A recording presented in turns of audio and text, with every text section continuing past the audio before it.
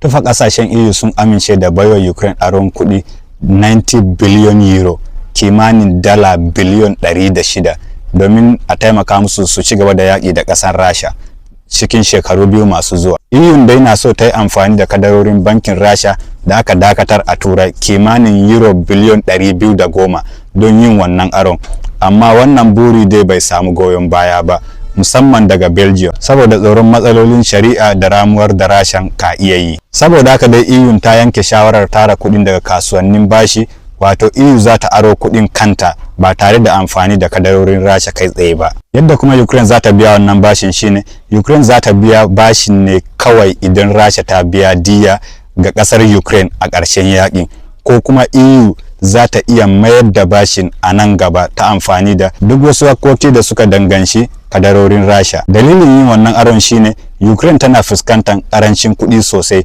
kuma ana hasashen cewa za ta iya fara fuskantar matsalar wajen biyan ma'aikata da kayan yaƙi da wuri a cikin shekara ta 2026 wanda za mu shiga yanzu idan ba a samu tallafi ba.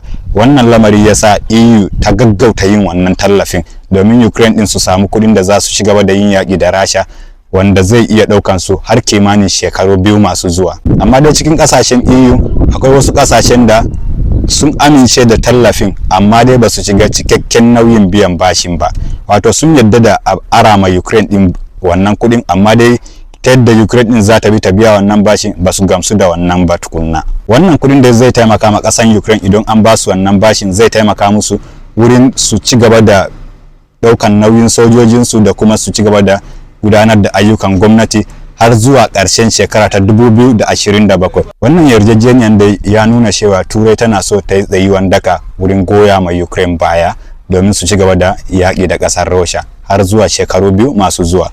To me za ku ce akai? Ku sa mana ra'ayinku a comment section. Allah samu dashi.